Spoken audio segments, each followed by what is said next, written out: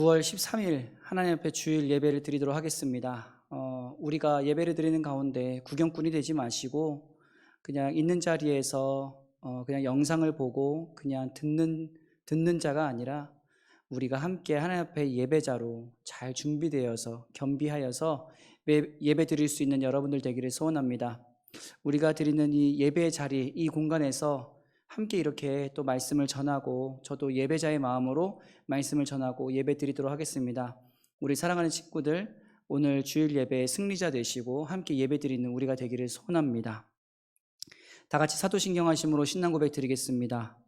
전능하사 천지를 만드신 하나님 아버지를 내가 믿사오며 그 외아들 우리 주 예수 그리스도를 믿사오니 이는 성령으로 잉태하사 동정녀 마리아에게 나시고 본디오 빌라도에게 고난을 받으사 십자가에 못 박혀 죽으시고 장사한 지 사흘 만에 죽은 자 가운데서 다시 살아나시며 하늘에 오르사 전능하신 하나님 우편에 앉아 계시다가 저리로서 산 자와 죽은 자를 심판하러 오시리라. 성령을 믿사오며 거룩한 공예와 성도가 서로 교통하는 것과 죄를 사하여 주시는 것과 몸이 다시 사는 것과 영원히 사는 것을 믿사옵나이다. 아멘.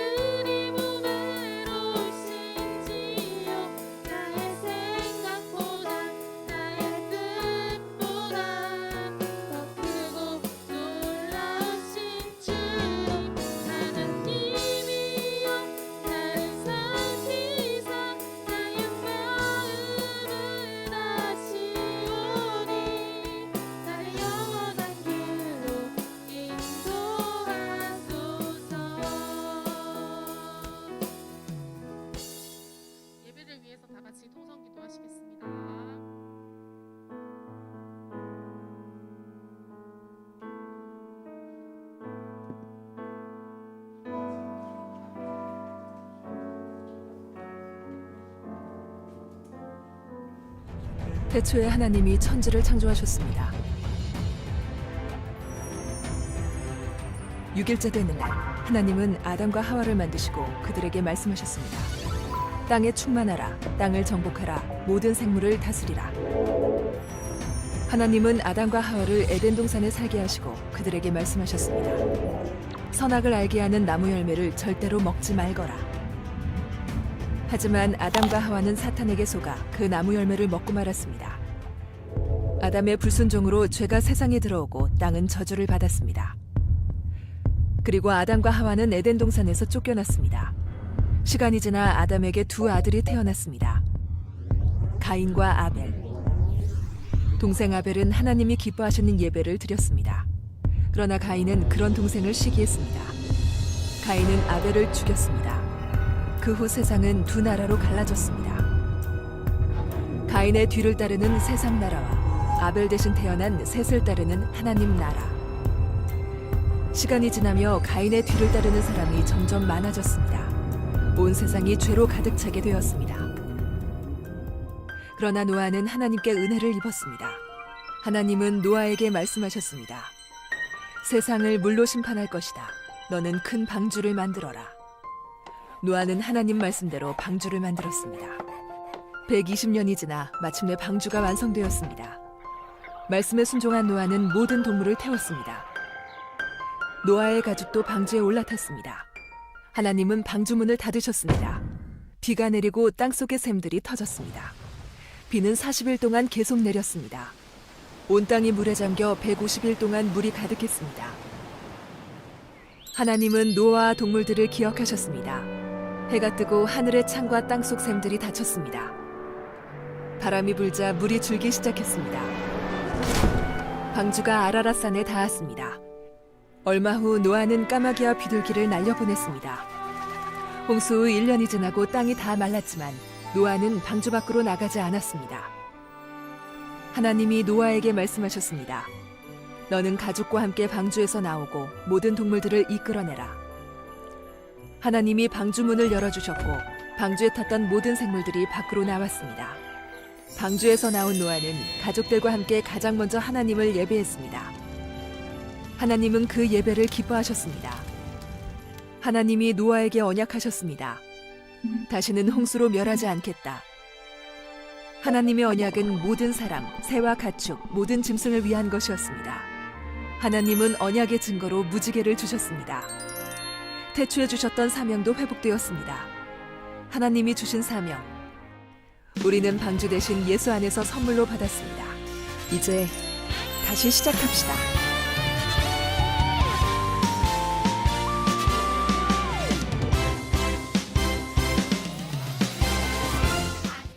네, 영상을 보셨듯이 우리가 노아에 대한 이야기들로 우리가 함께 말씀을 나누고 있습니다. 이번 여름은 특별히 태풍이나 장마 또 소나기로 인해서 우리나라를 포함한 우리 주변의 여러 나라들도 많은 피해를 입은 것 같습니다.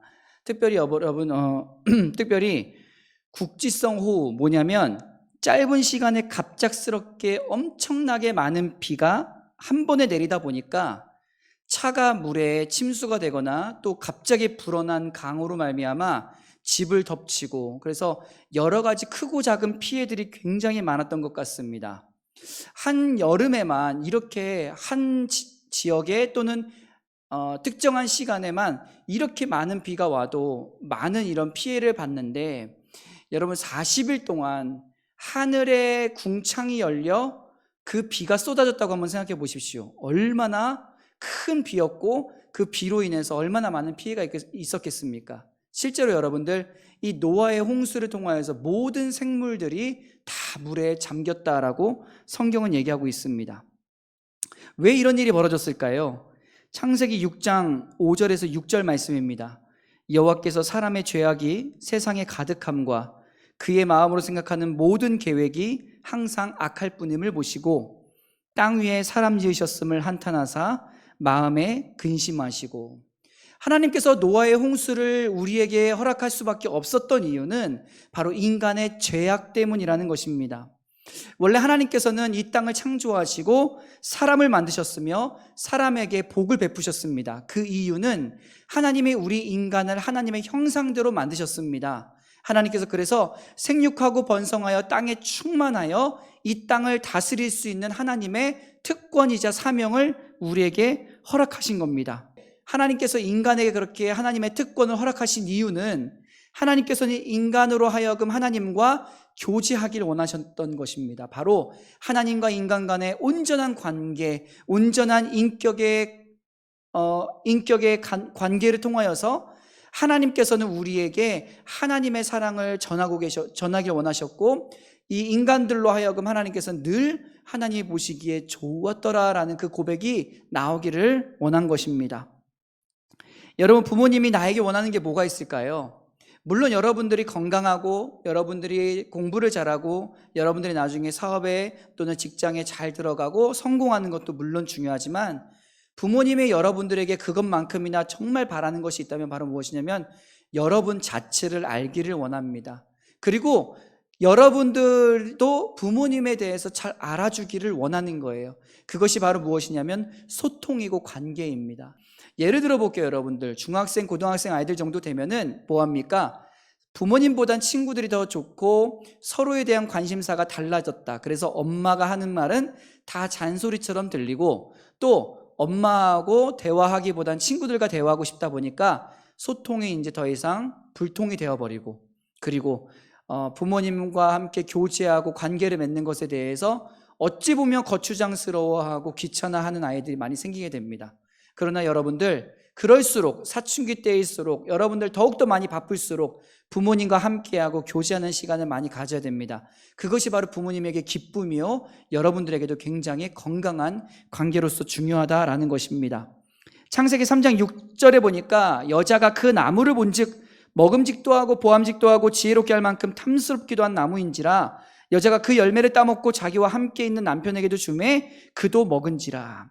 성경에 보면 뱀이 나옵니다. 근데 그 뱀이 지금의 뱀이 아니라 바로 간교한 뱀 사탄을 의미합니다. 사탄은 사람의 연약한 부분을 집중적으로 공격하고 그로 하여금 사탄의 꿰매 빠져 하나님과의 관계가 틀어지게 만듭니다. 그 대상이 누구였냐면 바로 하와였습니다.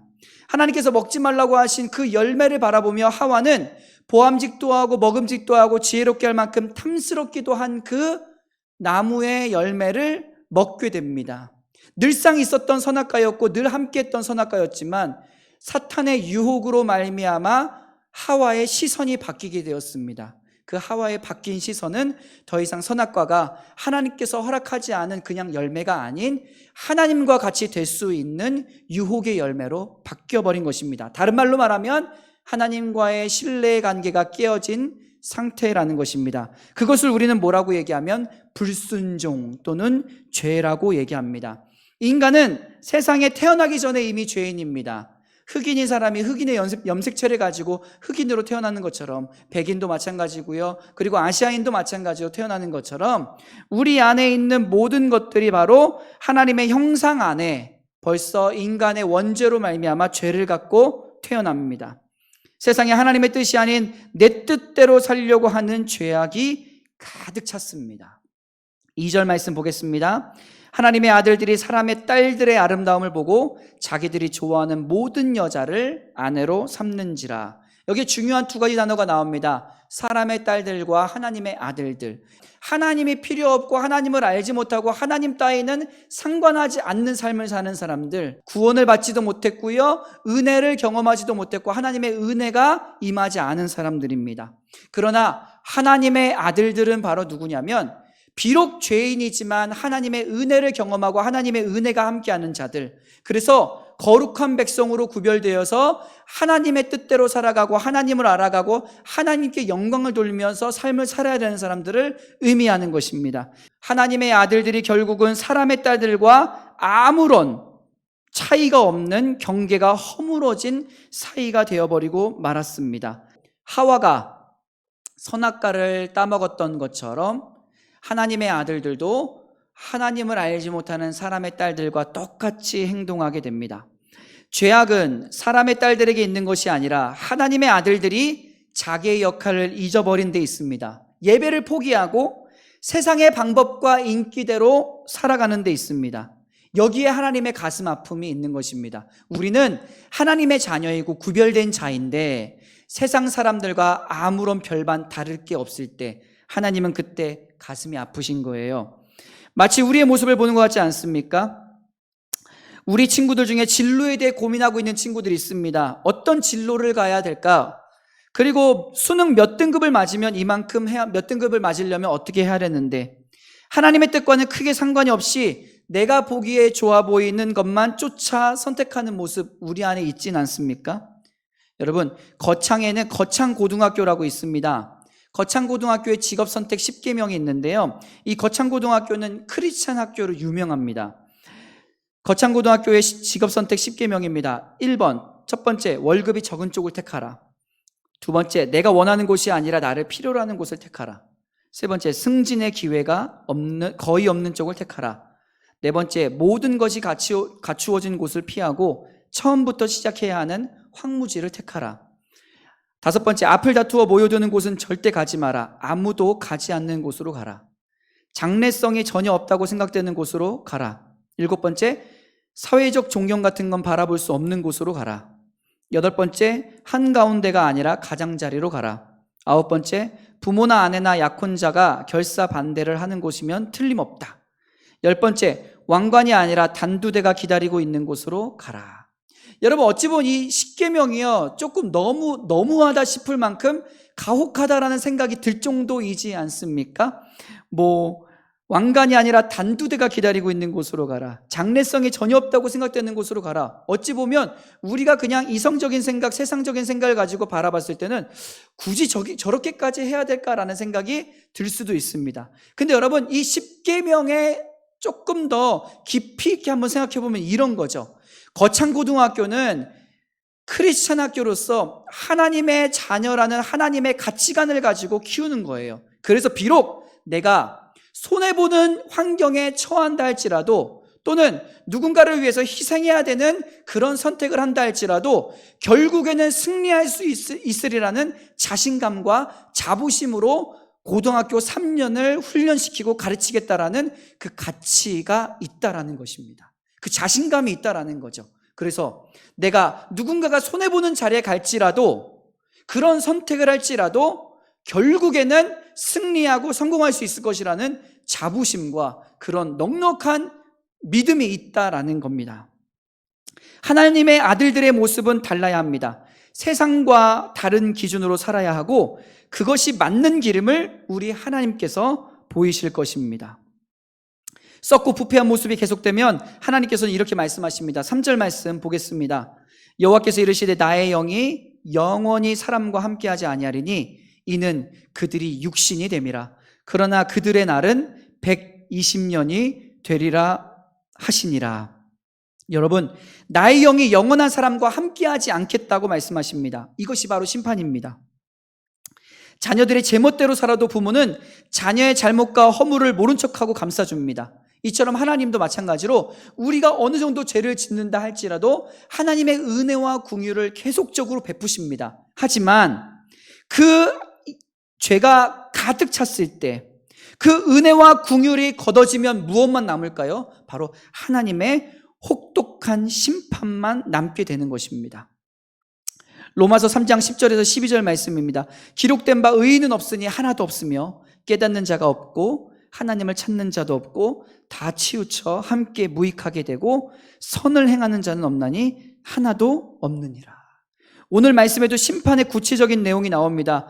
창세기 6장 5절에서 7절 말씀, 여호와께서 사람의 죄악이 세상에 가득함과 그의 마음으로 생각하는 모든 계획이 항상 악할 뿐임을 보시고 땅 위에 사람 지으셨음을 한탄하사 마음에 근심하시고 이르시되 내가 창조한 사람을 내가 지면에서 쓸어버리되 사람으로부터 가축과 기는 것과 공중의 새까지 그리하리니 이는 내가 그것들을 지었음을 한탄함이니라. 노아 시대 사람들과 동일하게 이 시대도 살아갑니다. 마음대로 생각하고 결혼하고 이혼하고 살아갑니다. 자신이 주인이 되어 내 인생의 최종 결정지가 타인의 결정지가 되고 타인의 간섭을 거부합니다. 창조주를 버리고 자신이 신이 되는 시대. 하나님 언젠가 이런 시대에 죄악을 뚫고 오셔서 세상을 심판하시겠다고 말씀하십니다.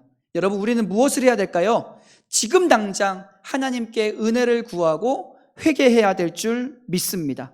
하나님의 심판은 언젠간 다가올 현실이며, 하나님 앞에서 천년이 하루 같다면 이제 재림을 약속하신 주님은 이틀 정도 지나거나 하루 정도 지나거나 언제든지 하나님께서는 도둑같이 오셔서 이 땅을 더 이상 은혜와 긍휼이 거쳐진 하나님의 심판으로 심판하신다라는 것입니다. 창세기 6장 3절에도 하나님께서 심판 전에 뭐라고 얘기하시냐면 120년이라는 방주를 만드는 시간, 곧 그 당시에 인간들에게는 회개할 시간을 허락하십니다. 하나님, 내가 죄인입니다. 나는 잘못을 했습니다. 이제 잘못을 뉘우치고 고치겠습니다. 120년이라는 세월, 바로 회개의 시간이 있었던 것처럼 지금 우리에게도 하나님 앞에 회개의 시간이 있는 것입니다. 회개의 시간이 있다라는 것이 바로 은혜요, 회개의 시간이 있다라는 것이 바로 회복의 시간일 줄 믿습니다. 한 사람이라도 더 주님의 말씀 앞에 회개하고 삶을 되돌리기를 원하는 하나님 아버지의 그 심령, 하나님 아버지의 그 사랑의 마음을 우리가 헤아리기를 소원합니다. 베드로서 3장 9절입니다. 주의 약속은 어떤 이들이 더디다고 생각하는 것 같이 더딘 것이 아니라 오직 주께서는 너희를 대하여 오래 참으사 아무도 멸망하지 아니하고 다 회개하기에 이르기를 원하시느니라. 사랑하는 우리 중고등부 친구들, 그 자비의 하나님을 만나기를 소원합니다. 나의 삶에 반드시 역사가 일어나게 됩니다. 하나님의 자녀로서 오늘도 온전한 예배의 삶을 통하여 회개의 자리에 나아감으로 통하여 주님의 은혜와 긍휼 가운데 살아갈 수 있는 우리 중고등부 친구들 되기를 원하며, 있는 자리에서 예배가 마치고도 기도하고 말씀을 보며 나아갈 수 있는 사랑하는 하나님의 예배자 되기를 주님의 이름으로 소원합니다. 기도하겠습니다. 사랑의 하나님, 감사합니다. 오늘 노아의 말씀을 통하여서 우리에게 은혜 주심을 감사드립니다. 하나님, 하나님의 자녀로서 살아가는 우리들이 더욱더 주님의 자녀로서 주님의 자녀답게 살아갈 수 있는 믿음의 넉넉함을 허락하여 주시옵소서. 하나님, 다시 만나는 그날까지 하나님께서 안전하게 보호해 주시고 하나님 함께하여 주시옵소서. 감사드리며 예수님의 이름으로 기도합니다. 아멘. 하늘에 계신 우리 아버지여, 이름이 거룩히 여김을 받으시오며 나라의 임하옵시며 뜻이 하늘에서 이룬 것 같이 땅에서도 이루어지이다. 오늘날 우리에게 일용할 양식을 주옵시고 우리가 우리에게 죄 지은 자를 사하여 준 것 같이 우리 죄를 사하여 주옵시고 우리를 시험에 들게 하지 마옵시고 다만 악에서 구하옵소서. 대개 나라와 권세와 영광이 아버지께 영원히 있사옵나이다. 아멘. 네, 중고등부 친구들 예배 잘 들으셨습니까? 우리 중고등부 친구들 오늘 또 비대면으로 우리가 예배를 드리게 됐는데요. 제가 잠깐 광고 말씀 드리도록 하겠습니다. 첫 번째는 뭐냐면, 여러분 어떤 예배든지 주일날 정말 예배 잘 드리시고 하나님 앞에 신령과 진정으로 예배 드릴 수 있는 여러분 예배자가 되기를 소원합니다. 아시겠죠? 우리가 하나님의 자녀라는 거 절대 잊지 마시고, 하나님의 아들들이라는 거 절대 잊지 마시고, 어느 곳에 있든지 어떤 환경에서도 예배를 잘 드릴 수 있는 여러분 되기를 소원합니다. 두 번째는요, 다음 주에도 만약에 비대면 예배가 계속적으로 진행이 되면은 다음 주에는 랜선 예배를 한번 특별한 예배를 드려보려고 합니다. 그것은 바로 뭐냐면은 여러분들이 댓글도 달 수 있고 참여도 함께 할 수 있는 그런 예배를 만들 거고요. 그때 특별히 여러분들 성경 퀴즈 대회처럼 간단하게 준비해서 진행하려고 합니다. 노아에 대한 이야기들에 대해서 문제를 우리 선생님들을 통해서 여러분들에게 전달해 드릴 테니까요. 여러분들이 그것을 보고 공부하고 다음 주, 그리고 또 가능하면 그 다음 주까지 해서 우리가 성경 퀴즈 대회를 진행하고 정말 멋진 좋은 선물들을 준비해서 여러분들에게 드리도록 하겠습니다. 기대해 주시고, 그리고 여러분 같이 소통하면서 또 함께 얘기 나누면서 그런 시간 가졌으면 좋겠습니다.